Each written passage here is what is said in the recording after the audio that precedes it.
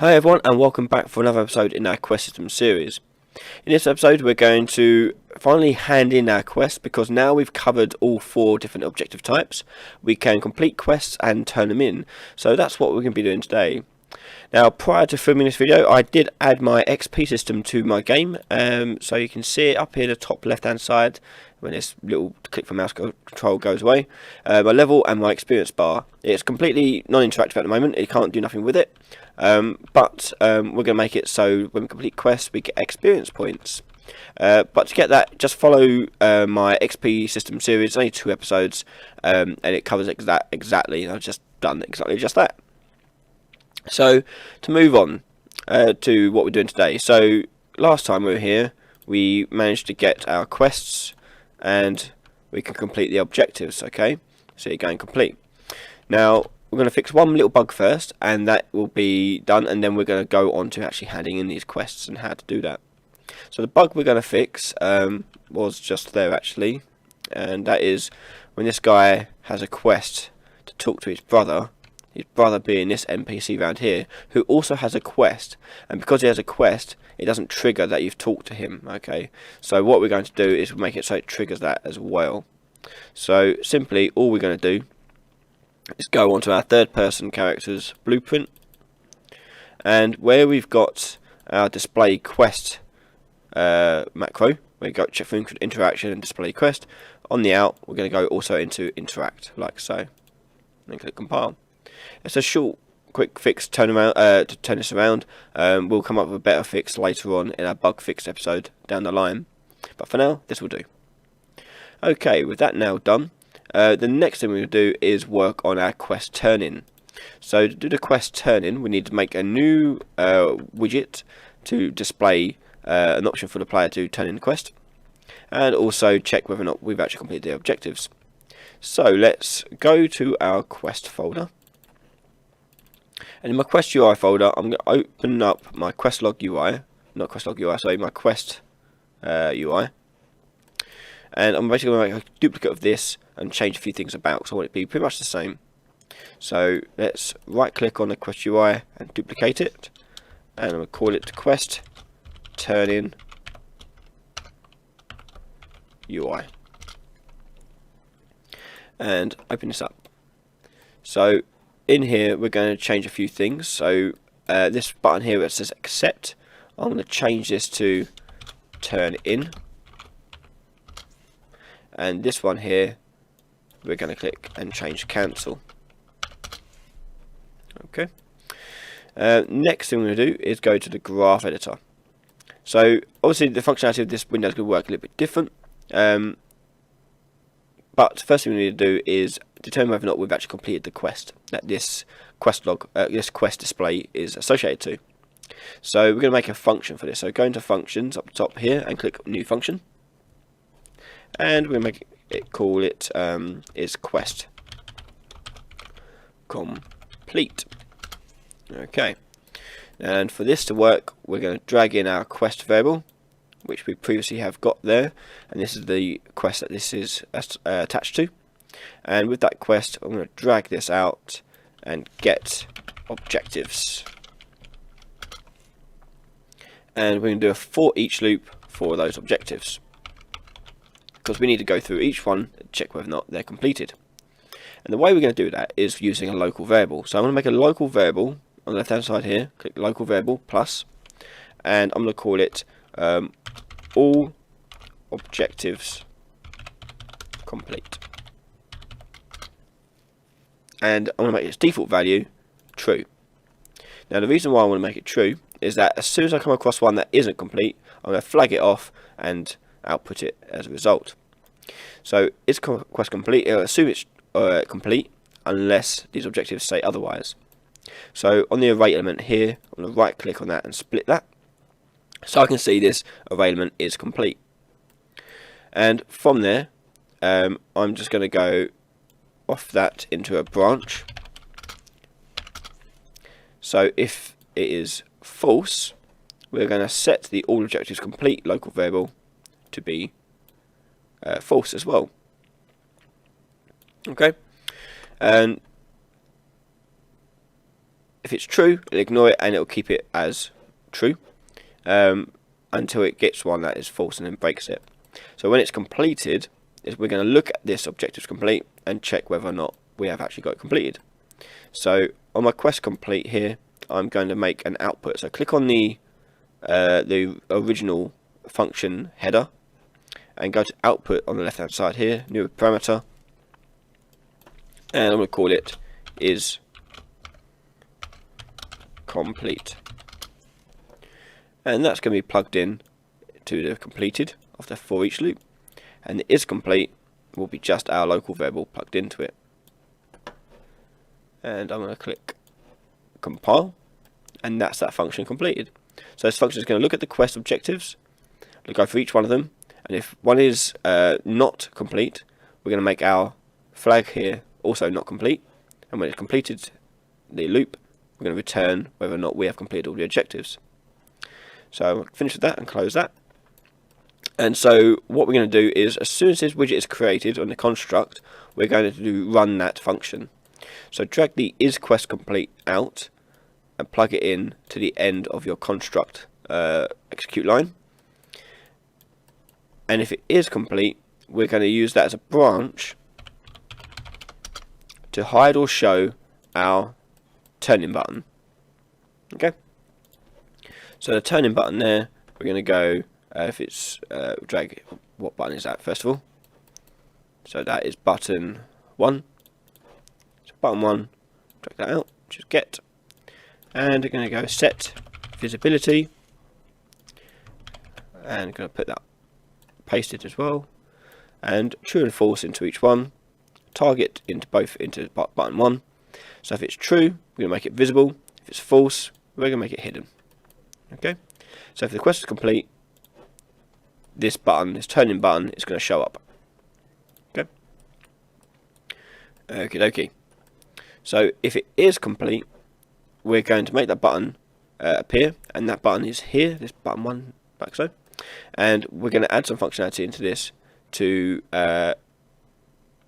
check off the quest and award our player some XP. So what we're going to do is, when we click the button, we're going to set the quest as completed. So actually, we'll do that afterwards. We'll set the XP first. We don't need this add quest. We can get rid of that because we're not adding a quest. But we keep the remove from parent because that's going to close the window. And what we're going to do after we cast a third person character is access my third person's character experience system, and I'm going to add XP. All that was made previously in my XP videos, so please check that out. And here's the XP I'm going to add to it. For now, I'm just going to type in a value, but I want to show you how to make that based on the quest itself. And once that's done, we're going to set the quest as completed. So to do that, we have to go back into our quest parent, because we're going to add a couple of variables here. And the first variable we're going to be is completed, is a boolean, either true or false. And the next one we're going to make is turn-in text, and that's going to be a text field. And I'll make a default for that turn-in text to be, have you done that for me yet? Okay, and that'll be the text that's going to show when we open up our quest turn-in. Okay, so go to your quest turn-in UI, drag the quest variable out, and then from there you can get the is complete. Set that, and we're going to set that as true. And we also actually no, that'll do. We can tie that now into this bit that closes the widget. Okay. Whilst we're here, we might as well add the XP into this as well. So that on the quest parent, we're going to add another variable, XP reward, and that's going to be a float. Okay, and by default, we'll make that 200. to the UI, I can drag out from this quest here and get XP reward, and simply just plug it in like so. Okay, so now this will show up the button and allow us to complete the quest, mark it off as completed, and reward our player with experience points. So what else we've got to do is we need to make it determine whether or not we need to show the quest UI or the quest turn-in UI, and that's handled on the third-person character. So where we got that display quest, we're going to make it determine whether or not we needed to display the quest or display a turn-in. So for that, I'm going to make this quite simple. I'm just going to double click on the display quest, and I'll get the macro that we made previously, and I'm going to make another macro, so add new macro, and I'm going to call this one display turn-in. And for that, I'm just literally going to copy and paste the whole contents of my display quest.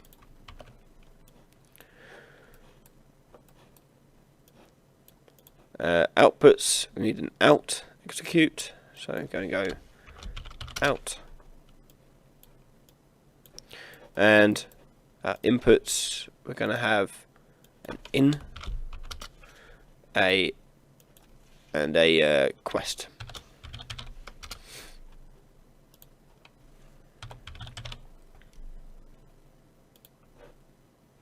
The quest UI widget, we don't want to create a quest UI, we want to create the turn-in. So find your turn-in and hook it all up, so into the execute and quest to quest. Save that and go back to your third-person character.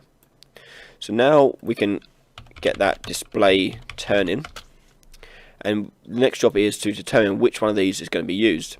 So to do that, we need to compare this quest with our quest log and see if it currently exists already in it. So let's get our quest log in there and get the quests array, and here I can use a function called contain,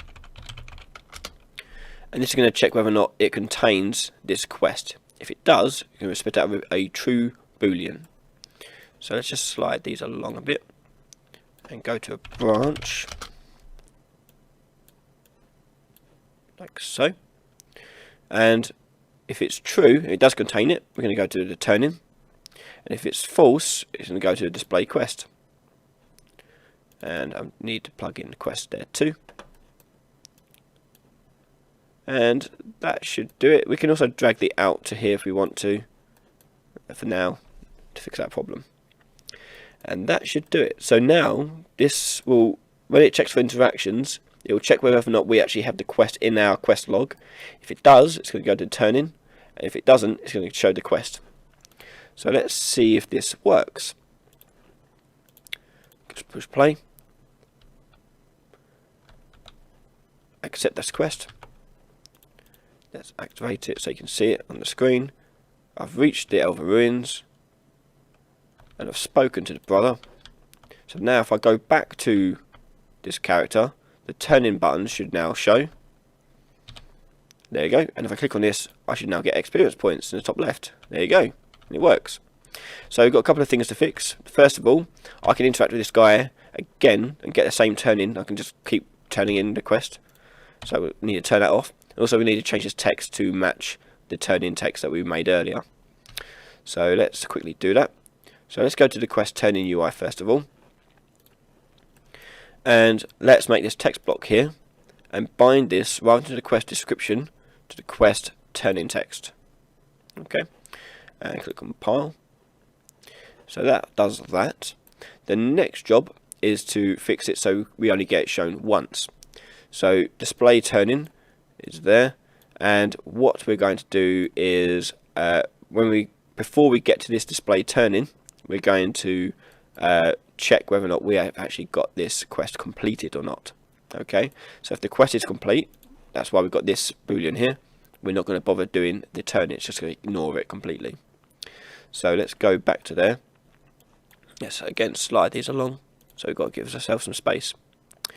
And so if it's true, we need to check whether or not our quest here is complete.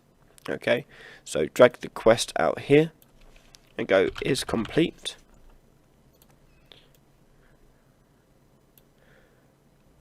Actually, let's drag it from this pin here, make it nice and organised. Bit more, well, a bit more organised anyway. And this will go to a branch, like so.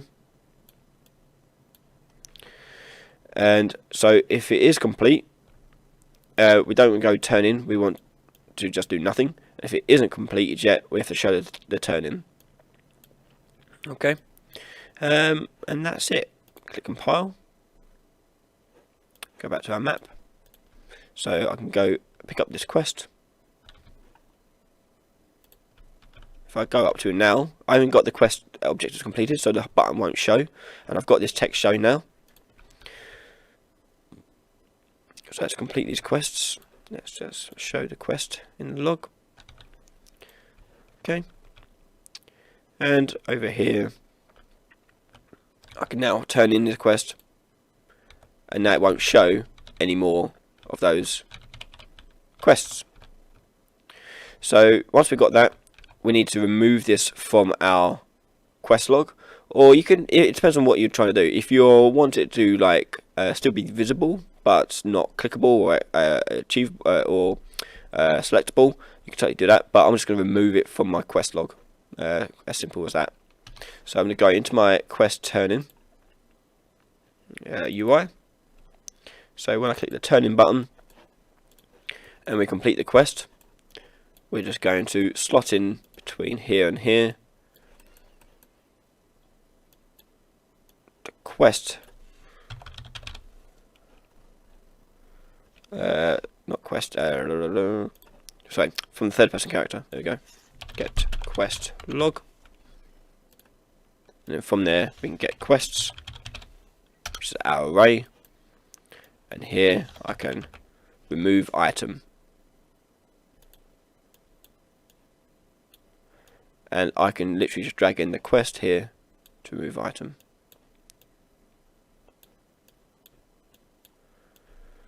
And plug that in like so. So let's test this again.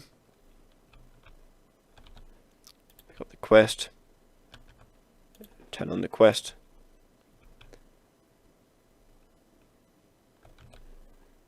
accept. So that's the quest completed now.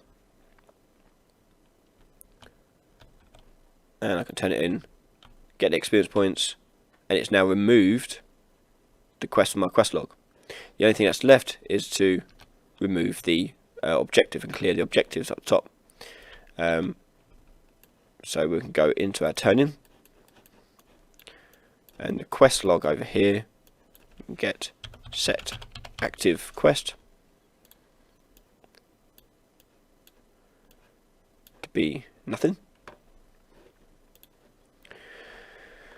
And let's and once that's done, our objectives, we need to where is it? Objectives UI. We need to update the objectives here as well. So to do that, we've done that before on our quest. Let's save a bit of time and go into our quest log UI. Is it quest log UI? Quest log entry UI, I think. And when we click on it, so we just need this bit at the end here. We get the game mode, third person game mode, HUD widget, objective UI. This all bit here, this is what updates the objective UI. I'm just going to copy and paste that into my quest turn-in.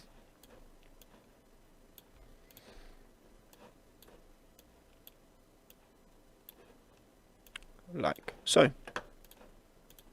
And that is it completed.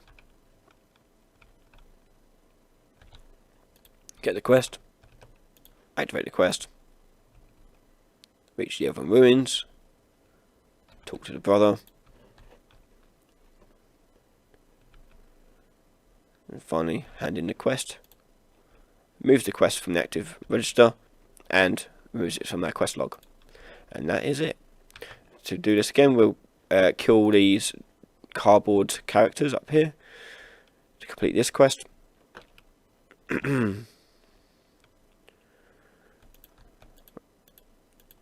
1, 2, and 3. And now we should be able to hand this one in just as the same.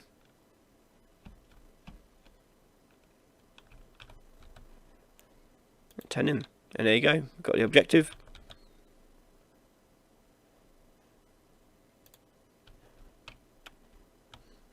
So afterwards, you're going to be able to access that quest again. Reason being is that it isn't. It's been marked as we haven't done the check whether or not it's complete or not. When we can demonstrate the display quest. So this is complete up here. We can actually put this the other way around. Actually, I think. Yes, so let's put this other way around. So we've got this branch here and this branch here. We're going to switch these around. So let's disconnect this. Okay.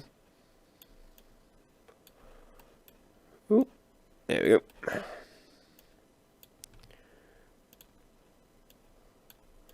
So we're going to check whether or not the quest is complete first of all.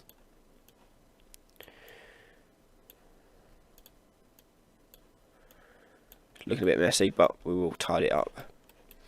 And if it is complete, we are going to. If it is complete, we're going to do nothing. If it isn't complete, we're going to do down false here, and we're going to check whether or not we contain this quest. So if it is complete, do nothing. If it isn't complete, we're going to check then whether or not we actually have the quest already. If we have the quest already, display the turn-in. If we don't, display the quest. Okay, and let's just check that fix. Let's just complete this one.